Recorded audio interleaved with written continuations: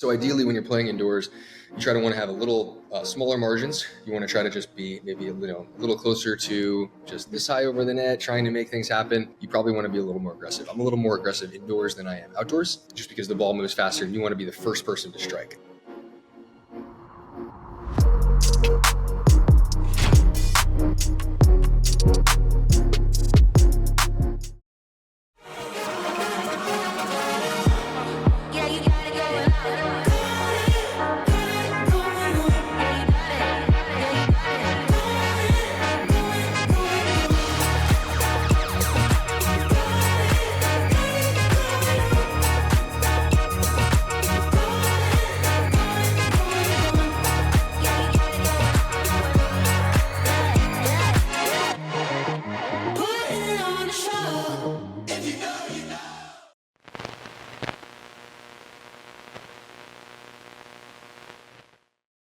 Hey guys, James Ignatowich here. Thank you for tuning in to another one of my episodes. We're going to get into a bunch of things today, playing indoors, how to play indoors, maybe asking you guys what you guys think of playing indoors, what the benefits of it are. There's a lot of indoor facilities popping up. And then just how important it is to just get to the line, and a lot of the kind of misinformation that's been going around in terms of how to get to the kitchen line, different ways of hitting drops, and which one is the best way or not the best way, and really just I think what is the key thing as far as getting to the kitchen line in pickleball.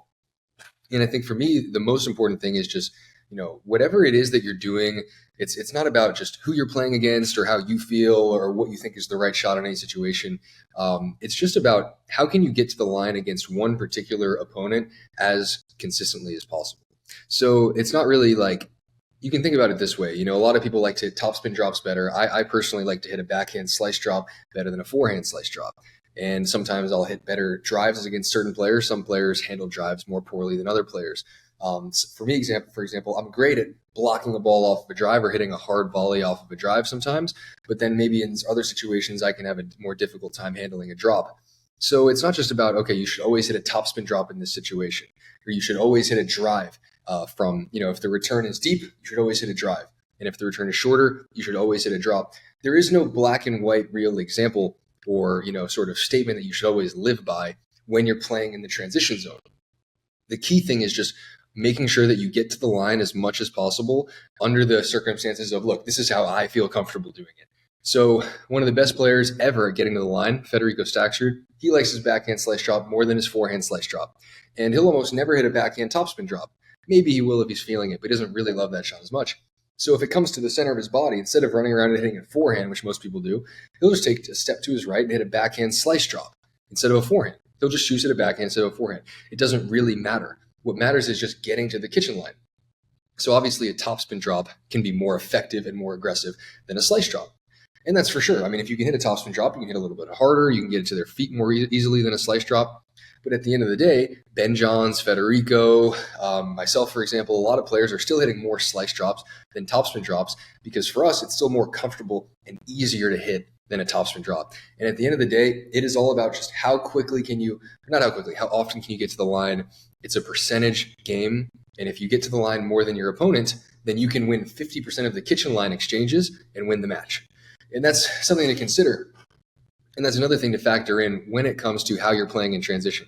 So how comfortable do you feel at the kitchen line compared to your opponent? If you feel like you're winning most of those kitchen line exchanges, then probably just throw in a nice bunt slice drop as minimal as possible, as easy as possible. Just get to the kitchen line so that you can get into those patterns and start winning those rallies.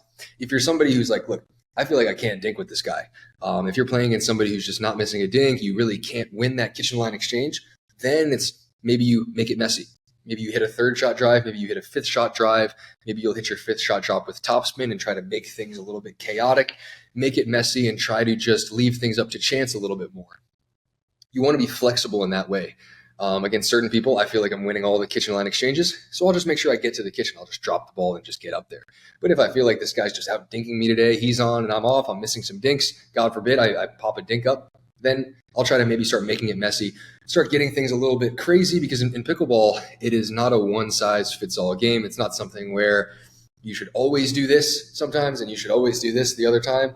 It depends on who you're playing, how you feel about your own game on that day, how they're playing, what their weaknesses are, and just how the game is progressing. So really just getting to the line is the only thing that we know for sure matters. Ben and Colin Johns were a team that weren't really blowing people off the court with their power. They weren't dominating people because they were able to speed up the ball so quickly. The best thing about their game was that they got to the kitchen line every single time. Colin Johns just gets to the kitchen line every single time. He doesn't hit a topspin drop. He does not have a good drive. Colin will tell you himself his drive is not good, really. It's not. I mean, it's just not a great drive. But he's just going to get to the kitchen line every single time. He's going to hit a slice drop or a bunt drop, and he's never going to miss the shot. And statistically, if he gets to the kitchen line every single time, even if it's not the fanciest way of doing it or the coolest, he doesn't look cool with a nice flashy topspin drop, he gets up there.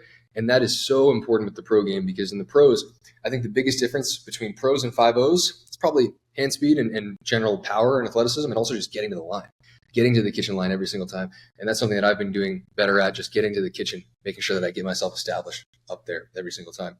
So another thing is we're going to talk about indoor pickleball. So indoor pickleball is just going crazy. There's so many different courts being built everywhere. There's a ton of indoor pickleball. And I guess I'm curious, do you guys like playing indoors better or outdoors? Because I actually like outdoors better. I think it's more of a challenge. It's a little bit harder. Indoors is easy. It's easier to make. I guess for me, I just feel like I'm never going to really miss a dink indoors. I'm sure I have. You'd probably pull up some clip of me doing it. But indoors is just kind of, I don't know. I haven't been a huge fan of it. I started playing pickleball outdoors. I've played my whole life outdoors. Not my whole life, my whole pickleball life. But yeah, I think a couple things with playing indoors versus outdoors. One thing with indoors is you can hit more lobs because the wind is not affecting your shot. So there's no wind. It's actually easier than you think to hit a lob. And it's also easier than you think indoors to make just soft resets and be a little more precise with your soft stuff. Because you can be precise with your resets and your dinks indoors because there's no wind affecting it. And you probably should be, because they can be more aggressive, since it's actually easier to speed up the ball indoors than it is outdoors, I think, because the ball will travel a little quicker. So ideally, when you're playing indoors, you try to want to have a little smaller margins. You want to try to just be maybe a little closer to just this high over the net, trying to make things happen. And in general, when you're indoors, you probably want to be a little more aggressive. I'm a little more aggressive indoors than I am outdoors, just because the ball moves faster and you want to be the first person to strike. I think the advantage indoors is more so given to the person that is the initiator of the attack, as opposed to somebody who is kind of on the defense, waiting to be attacked, for the most part. Hey guys, James Ignatowich here. Make sure to not get ghosted in the pickleball group chat. Play more. We all know the feeling. You're down to play some pickleball. You send a message to your group chat. A couple people like the message. Are you sure you're going to play the game? You don't really know. Play More is a new pickleball app that does that frustrating part for you. I hate setting up games. I try to make sure somebody else does it every single time. But if I have the Play More app, it changes everything for me. So you're going to be playing with players your level. No more 5-0 versus 3-0 matchups. It's going to be all streamlined and super easy. So make sure to check out the Play More app. Try it out on the App Store, or use the web version at getplaymore.com. Okay, so one thing that I think is super important with indoor facilities is just making sure that you have the right amount of space. One of my biggest pet peeves in pickleball is that there's not enough space around the courts, because not only does it kind of detract from the game, if somebody, especially these days, is hitting big serves, big returns, moving the ball to the sidelines, you could hit whether it's the other court, the other person that's next to you on the court, or hitting the fence. If there's not a lot of space on the court, it actually doesn't, help you if your game is progressing the right way. Because if you're somebody who likes to hit a big serve like me, and I go indoors, I can't really hit the big serve anymore because it's not fair. If I'm playing even other pros and I'm playing them indoors, I'm like, okay, I'm going to dial back the serve here, if there's not enough space. Some indoor courts have good space behind the baseline, but others don't. So some of my favorite indoor facilities really have just had a lot of space behind the baseline and a good amount of space on the sides. I think for the most part, you'll see more places with not enough space on the sideline. And it's just can be a problem. So yeah, when you're building an indoor facility, try to make sure you have a lot of space around the court. And bonus topic, this is a topic that is very helpful, I think, for everybody. So a lot of people go wrong trying to get coaching from coaches much more than they are getting, just the opportunity to play with somebody better than them.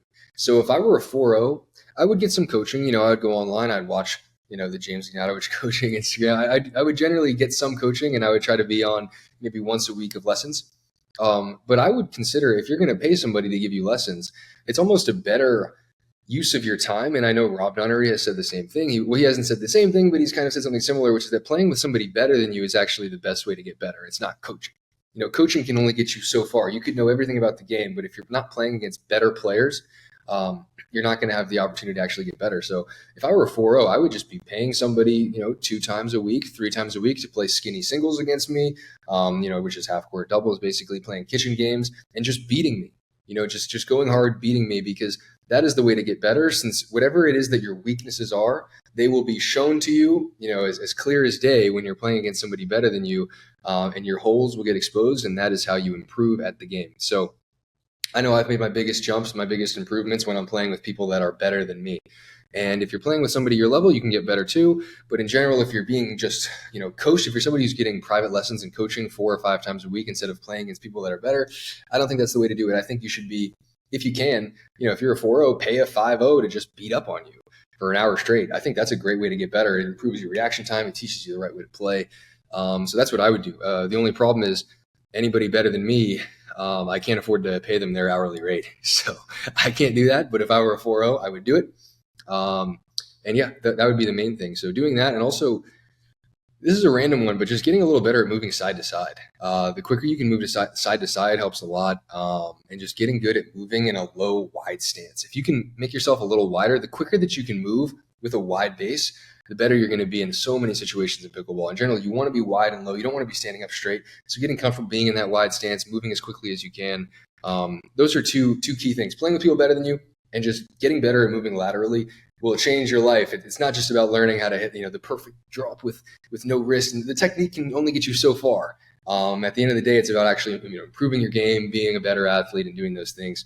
But a lot of coaches won't tell you that because they want you to pay them for coaching. So that's all. Okay. Thanks, guys.